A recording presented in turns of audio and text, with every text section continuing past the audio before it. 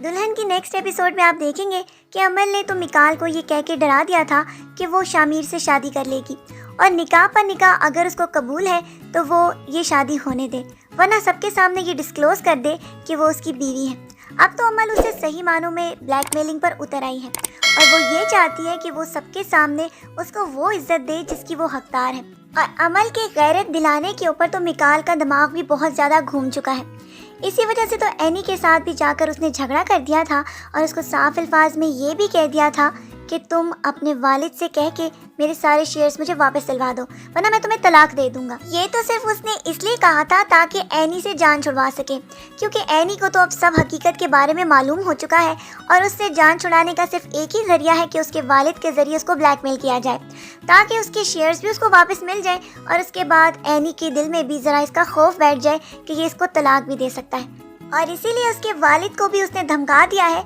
कि तलाक के पेपर्स आपके सामने पड़े हैं, लिहाजा या तो मेरे शेयर्स वापस कर दें या हम अपनी बेटी को तलाक के बाद घर रखने के लिए तैयार हो जाएं, क्योंकि अब तो शामिर की इस हरकत के बाद मिकाल उसको और उसकी बहन को बिल्कुल भी नहीं बख्शने वाला।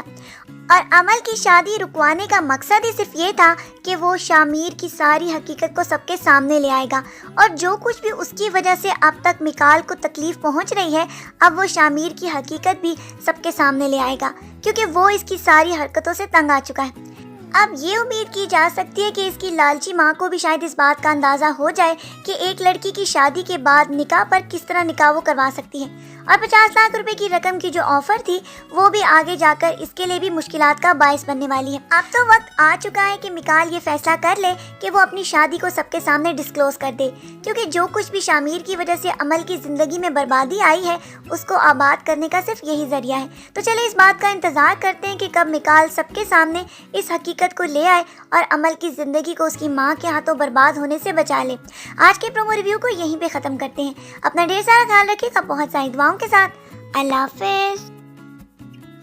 दुल्हन की नेक्स्ट एपिसोड में आप देखेंगे कि अमल ने तो मिकाल को ये कह के डरा दिया था कि वो शामिर से शादी कर लेगी और निकाह पर निकाह अगर उसको कबूल है तो वो ये शादी होने दे, वरना सबके सामने ये डिस्क्लोज कर दे कि वो उसकी बीवी है। अब तो अमल उसे सही मानों में ब्लैकमेलिंग पर उतर आई है और वो ये चाहती है कि वो सबके सामने उसको वो इज्जत दे जिसकी वो हकदार है। और अमल के गैरत दिलाने के ऊपर तो मिकाल का दिमाग भी बहुत ज़्यादा घूम चुका है।